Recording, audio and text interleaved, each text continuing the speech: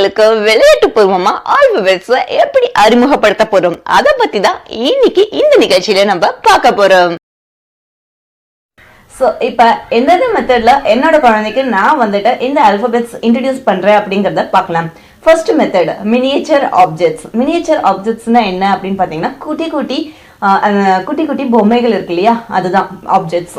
So இப்போ உங்கள் வீட்டில் பொம்மைகள் இல்லை அப்படின்னா நீங்கள் வந்துட்டு இந்த நார்மலான பேப்பரில் வந்துட்டு அதோட படத்தை எடுத்துக்கலாம். ஃபார் எக்ஸாம்பிளுக்கு எஸ் வந்துட்டு நான் எடுத்துக்கிறேன்.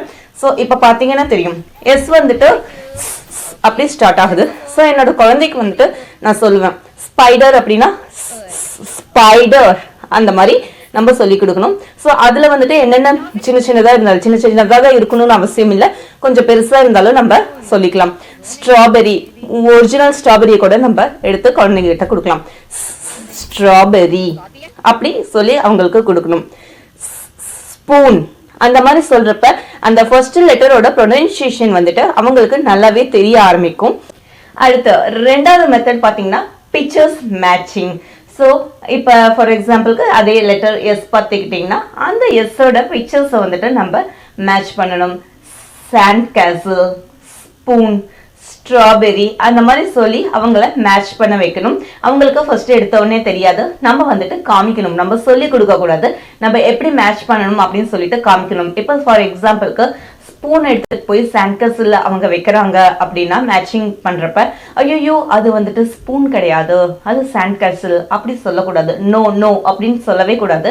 நம்ம எப்பயுமே நோ அப்படிங்கிற வார்த்தையை வந்துட்டு குழந்தைங்க கிட்ட யூஸ் பண்ணக்கூடாது. இப்ப ஸ்பூன் எடுத்துட்டு போய் சாண்ட்கஸ்ல் வைக்கிறாங்கன்னா தாங்கோ அது வந்துட்டு சாண்ட்கஸ்ல் அப்படிதான் சொல்லணும். அப்ப வந்துட்டு ஸ்பூன் இல்லை அப்படிங்கறத அவங்களே தெரிஞ்சுப்பாங்க. ஸோ அந்த மாதிரி செகண்ட் வந்துட்டு பிக்சர் மேட்சிங். அடுத்த தேர்ட் வந்துட்டு பாத்தீங்கன்னா பிக்சர் சே, அதாவது நம்ம வந்துட்டு பிக்சர் மேட்சிங்கை விட்டுட்டு அடுத்து இன்னும் நிறைய படங்களை எடுத்து அது என்னென்ன அப்படிங்கறத வந்துட்டு நம்ம சொல்லணும். இப்ப வந்துட்டு பாத்தீங்க அப்படின்னா நம்ம அன்றாடம் வாழ்க்கையில யூஸ் பண்றதுக்கு என்னென்ன இருக்கோ அது எல்லாத்தையுமே நம்ம வந்துட்டு அவங்களுக்கு அப்பப்போ சொல்லி கொடுத்துட்டே இருக்கணும். இந்த ஆக்டிவிட்டி செய்யறப்ப மட்டும்தான் அது யூஸ் பண்ணணும் அப்படிங்கிற அவசியம் இல்லை. ஃபார் எக்ஸாம்பிளுக்கு ட்ரெஸ் போடுறப்ப இது பாரு நீ ட்ரெஸ் போட்டுட்டு இருக்க ட்ரெஸ் அப்படின்னு சொல்லலாம். ஸோ இப்போ வந்துட்டு நீ பவுல்ல சாப்பிட்டுட்டு இருக்க பவுல் அந்த மாதிரி அன்றாட நம்ம வந்துட்டு அவங்களுக்கு பிக்சர்ஸ், அதாவது நம்ம அன்றாட யூஸ் பண்ற இதுல வந்துட்டு அப்பப்போ நம்ம சொல்லிக்கிட்டே இருக்கணும். அடுத்து வந்து பாத்தீங்கன்னா டாட் மார்க்கர் ஃபைண்டிங், அதாவது டாட் மார்க்கர் ஐடென்டிஃபிகேஷன்ஸ் அப்படின்னு சொல்லலாம். இதோட இந்த பிரிண்ட் அவுட்டோட லிங்க் நான் கீழே டிஸ்கிரிப்ஷன் பாக்ஸ்ல கொடுத்துருக்கேன். ஸோ ஒவ்வொரு லெட்டர்லையும் பார்த்தீங்கன்னா அதோட சம்மந்தப்பட்ட ஐட்டம் வந்துட்டு இந்த மாதிரி டாட் மார்க்கர்ஸ்ல இருக்குது. சப்போஸ் உங்ககிட்ட டாட் மார்க்கர்ஸ் இல்லை அப்படின்னா அது ஒரு பெயிண்டர், அது இல்லை அப்படின்னா அதுக்கு பதிலாக இந்த மாதிரி மார்பிள்ஸ் யூஸ் பண்ணிக்கலாம், இல்லை வேற ஏதாச்சும் குட்டி குட்டி ஐட்டம்ஸ் வந்துட்டு யூஸ் பண்ணிக்கலாம். குழந்தைங்க வாயில போட்டுக்கிறாங்க அப்படிங்கிற பயம் இருந்துச்சுன்னா நீங்க அதுக்கு தகுந்த மாதிரி வேற ஐட்டம்ஸ் மாற்றி கொடுத்துக்கலாம். அப்படி சப்போஸ் அது உங்களுக்கு கொடுக்க விருப்பம் இல்லைன்னா இந்த பட்ஸ் இருக்கு இல்லையா, அதை வந்துட்டு பெயிண்ட்ல டிப் பண்ணி கொடுக்கலாம். அல்லது வந்துட்டு கை விரல்கள் இருக்கு இல்லையா, அதை வந்துட்டு பெயிண்ட்ல டிப் பண்ணி அவங்கள வைக்க சொல்லலாம். இது வந்துட்டு நல்ல ஒரு ஃபைன் மோட்டார் ஸ்கில்லாவும் இருக்கும். அது மட்டும் இல்லாம அந்த ஒவ்வொரு இது வைக்கிறப்பையும் நம்ம அந்த ஆல்பபெட்டை திரும்ப திரும்ப ஸ்ட்ரெஸ் பண்ணி சொல்லிட்டே இருக்கறனால அவங்களுக்கு மைண்ட்ல நல்லாவே பதியும். அடுத்து வந்துட்டு பாத்தீங்கன்னா பிளேடோ அல்லது கிளே அப்படின்னு சொல்லுவாங்க. இப்ப நிறைய இடத்துல யூஸ் ஆகுது. அப்படி சப்போஸ் உங்ககிட்ட இல்லைன்னா சப்பாத்தி மாவு இருக்கு இல்லைங்களா, அது நம்ம யூஸ் பண்ணிக்கலாம். ஸோ இது நல்லாவே ஃபைன் மோட்டார் ஸ்கில் ஆக்டிவிட்டி, குழந்தைங்களுக்கு கை விரல்களுக்கு நல்லாவே வலு கொடுக்கும். அந்த லெட்டருக்கு தகுந்த மாதிரி அந்த பிளேடோல வந்துட்டு அந்த லெட்டர்ஸை வந்துட்டு செஞ்சு வைக்கலாம். இல்லது ஃபார் எக்ஸாம்பிளுக்கு எஸ் அப்படின்னா வந்துட்டு சாண்ட் கேசல் செய்யறது, இல்லது ஸ்கார்பியன் செய்யறது, அந்த மாதிரி நம்மளே ஏதாச்சும் செய்யலாம். அடுத்து வந்து பாத்தீங்கன்னா activities related to the particular letter. இப்போ ஃபார் எக்ஸாம்பிளுக்கு எஸ் ஃபார் சாக்ஸ் வந்துட்டு மேட்சிங் ஆக்டிவிட்டி. ஏ லெட்டர் நம்ம படிக்கிறப்ப ஆப்பிள் சம்பந்தமான ஆக்டிவிட்டிஸ், ஆப்பிள் ஜூஸ் சாப்பிட்றது அந்த மாதிரி நம்ம பண்ணலாம்.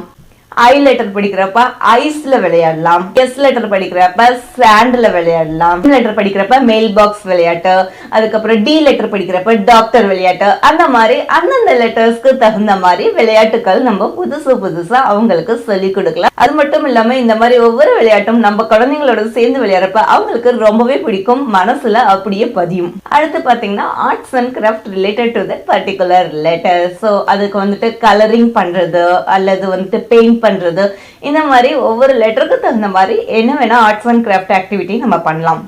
இந்த மாதிரி திரும்ப திரும்ப நம்ம சொல்லி கொடுத்துட்டு இருக்கிறப்ப ஒரு 4-5 நாள்ல பாத்தீங்கன்னா அந்த குழந்தைங்களுக்கு அந்த லெட்டர் வந்து கொஞ்சம் கொஞ்சம் பதிய ஆரம்பிச்சிடுச்சா இல்லையா அப்படிங்கறத நம்ம டெஸ்டும் பண்ணிக்கலாம். அது மட்டும் இல்லாம நம்ம இன்னும் இதுவா சொல்லி கொடுக்குறப்ப இந்த dot marker finding letter use ஆகுது.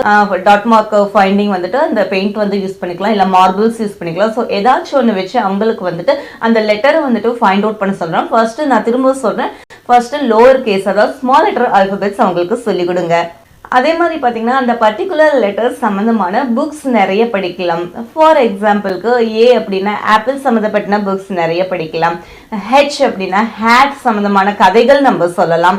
எம் அப்படின்னா மங்கி சம்மந்தமான கதைகள் சொல்லலாம். ஸோ அந்த மாதிரி இருக்கிறப்ப நம்ம சொல்லிட்டே இருக்கிறப்ப இதுல பாத்தியா இந்த மங்கி வருது, அப்ப மங்கி அந்த மாதிரி வந்துட்டு நம்ம சொல்லி கொடுத்துட்டே இருக்கணும். இது வந்து பாத்தீங்கன்னா puzzles is also one of a good activity. அதை வந்துட்டு அவங்களுக்கு நல்லாவே மனசுல பதியும். அது மட்டும் இல்லாம அது ஃபைன் மோட்டார் ஸ்கில் ஆக்டிவிட்டி கூட அவங்களுக்கு நல்லாவே வந்துட்டு விரல்களுக்கு வலு கொடுக்கும். திரும்ப திரும்ப செய்யறதுனால அவங்களுக்கு மனசுல பதியறதுக்கு நிறைய வாய்ப்புகள் இருக்கு. அடுத்து இது எல்லா ஆக்டிவிட்டியும் செஞ்சு முடிச்சதுக்கு அப்புறம் நான் அவளுக்கு கொடுத்தது வந்துட்டு first letter sound finding activities. நான் ஒவ்வொரு பிக்சரையும் வந்துட்டு என்ன பிக்சர் அப்படிங்கறத அவங்களுக்கு கேட்பேன். அவங்களுக்கு சொல்ல தெரிஞ்சா அவங்க சொல்லுவாங்க, இல்லைன்னா வந்துட்டு நானே சொல்லி கொடுப்பேன். அப்படி இருக்கிறப்ப அந்த ஃபர்ஸ்ட் லெட்டர் வந்துட்டு திரும்ப திரும்ப ஸ்ட்ரெஸ் பண்ணி சொல்றதுனால அவங்களுக்கு வந்துட்டு நம்ம படிச்சுட்டு இருக்கிற அந்த லெட்டர் தானா அப்படிங்கிறது அவங்களுக்கு தெரியும். ஒண்ணுக்கு ஒரு 4 தடவை வந்துட்டு நம்ம வச்சு காட்டினதுக்கு அப்புறம் அவங்களுக்கு கொஞ்சம் கொஞ்சமா பழகி அப்புறம் அவங்களே வைக்க ஆரம்பிச்சிடுவாங்க. So this is very good conclusion அப்படின்னு சொல்லலாம். இதோட ஃபர்ஸ்ட் பார்ட்டோட இது இன்ட்ரடக்ஷன் பண்றதுக்கு இது கன்க்ளூஷன். அவங்களுக்கு தெரிஞ்சிடுச்சா இல்லையா, திரும்பவும் வந்துட்டு அந்த லெட்டர் நம்ம போகணுமா அப்படிங்கிறதுக்கு இது ரொம்பவே யூஸ்ஃபுல்லா இருக்கும்.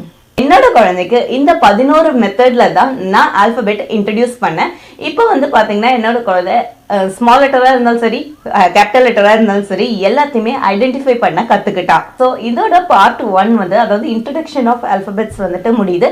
அடுத்த பார்ட் 2ல அடுத்த ஸ்டேஜ் என்ன போகணும் அப்படிங்கறத பத்தி இன்னும் கொஞ்ச நாள்ல உங்களுக்கு அடுத்த வீடியோ நான் போடுறேன்.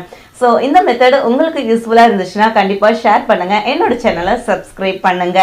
அது மட்டும் இல்லாம Facebook மற்றும் Instagramல என்ன ஃபாலோ பண்ணுங்க. குட்டி குட்டி ஆக்டிவிட்டிஸ் மற்றும் புக் ரிவ்யூஸ் எல்லாமே அதுல நீங்க பார்க்கலாம்.